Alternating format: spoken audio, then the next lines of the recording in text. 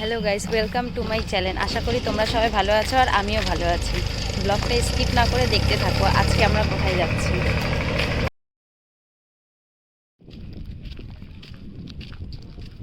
তো আমরা আজকে যেখানে যাচ্ছি সেখানে হেঁটে হেঁটেই যাব আমরা। তো এই হেঁটে হেঁটেই যাচ্ছি। আর এটা হচ্ছে নেপালের নতুন ব্রিজ। নেপালে যাওয়ার পুরনো একটা ব্রিজ রয়েছে আর এটা হচ্ছে নতুন বানানো হয়েছে। যারা দূর থেকে আসে তারা এই নতুন পুল দিয়েই যায়। আর আমরা হেঁটে হেঁটে যাচ্ছি সামনের দিকে। সামনে আছে পুরনো পুলটি। চলো তোমাদেরকেও দেখাবো। এই যে এত লম্বা টোটো লাইনটা দেখতে পাচ্ছ, তো এরা সবাই নেপালের ভিতরে যাবে।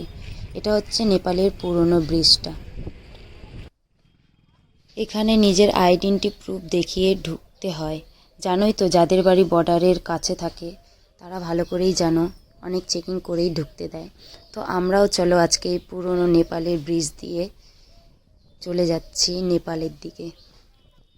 আমরাও না হয় একটু ঘুরে আসি নেপালের দিকে, কিন্তু কি কারণে যাচ্ছি সেটা তো আমরা পরেই বলবো।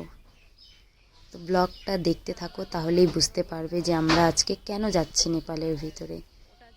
এখান থেকে টোটোতে করেও তোমরা যেতে পারো। আর ওই পুলটা দেখছো, ওটা হচ্ছে নতুন বানানো হয়েছে, নতুন পুল। আর যেটা দিয়ে আমরা যাচ্ছি এখন সেটা হচ্ছে পুরনো। তো চলো, এখান থেকে তোমরা এসে টোটোতেও যেতে পারবে, বেশি ভাড়া না। ভিতরে ঢুকতে মানে ভিতরে ঢুকতে হলে তোমাদের 20 টাকায় নিয়ে যাবে। তো আমরা আজকে টোটোতে যাব না, হেঁটেই যাব। তো আমি আর আমার বান্ধবী আজকে আমরা দুজনে মিলেই যাচ্ছি।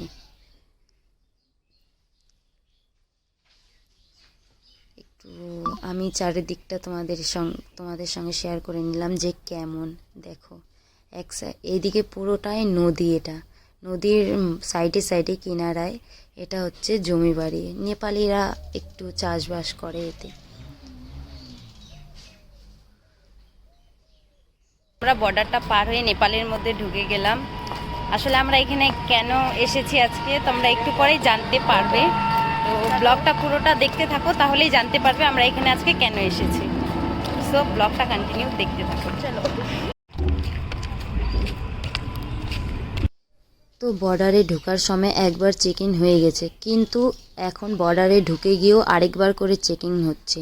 কারণ কেউ কেউ বাইরে থেকে আসে, কে কেমন লোক হয় আমরা তো জানি না।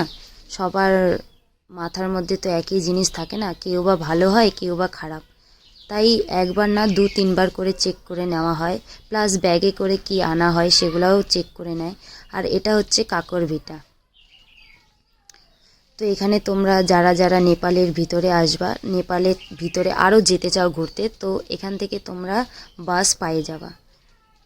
এখানে নেপালের ভিতরে যাওয়ার যেখানেই যাও এখান থেকে আরামসে তোমরা বাস পেয়ে যাবা, বা তোমরা এখান থেকে গাড়ি ভাড়া করেও যেতে পারো। আর যারা বাইক নিয়ে আসবে তাদেরকে ভিতরে ঢুকে ভাঞ্চারে গিয়ে তাদের বাইকের ভাঞ্চার কাটিয়ে তারপরেই যেতে পারবে তোমরা। তো তোমরা এই বাস স্ট্যান্ডটা দেখে রাখো, যদি কোনো দিনও আসো এখানে ঘুরতে তো এখান থেকেই বাস পেয়ে যাবে, বাসে করে চলে যাবে ঘুরতে। আর বেশি টাকাও লাগে না বাসে। নেপালি 100 হলে ইন্ডিয়ান আমাদের 60 টাকা এরকমই পড়ে। তো আরামসে চলে যায়। দেখো এই লোকটা, আমরা তো দেখে হাসছিলাম আমার বান্ধবী আর আমি। তো ফাইনালি আমরা চলে এসেছি যেই কাজের জন্য আজকে এখানে এসেছি, কাকরভিটা আইস কেয়ার সেন্টার। এখানে আমার বান্ধবী চোখ দেখাতে এসেছে, তো তারই সঙ্গে আজকে আমি এসেছি। ও বলল চল, আমার একটু প্রবলেম হচ্ছে চোখটাতে, তো চল ডক্টর দেখিয়ে আসি। তো আমাদের বাড়ি থেকে কাছেই, প্রায় 10 থেকে 15 মিনিটের রাস্তা, তাই চলে আসলাম আমরা দুজনে হাঁটতে হাঁটতে।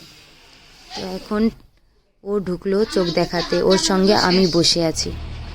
ওর এখন চোখ দেখানো কমপ্লিট। ও এখন এখান থেকে ওষুধ নিয়ে নিল, ওকে যা যা লিখে দিয়েছিল ওষুধ নিয়ে। এই যে তোমরা যদি এখানে চোখ দেখাতে আসতে চাও তাহলে তোমরা আসতে পারো।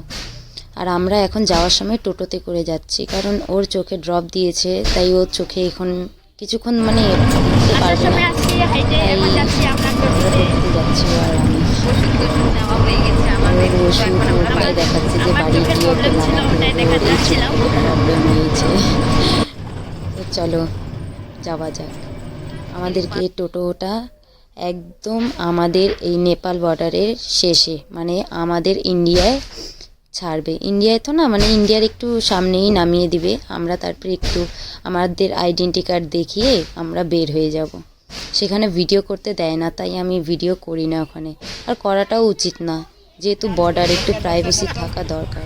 তো এই যে আমরা চলে যাচ্ছি আমাদের বাড়ির দিকে, আর এটা হচ্ছে আমাদের বিএসএফ ক্যাম্প। ভিডিওটা ভালো লেগে থাকলে like, comment, share and subscribe করে দিও।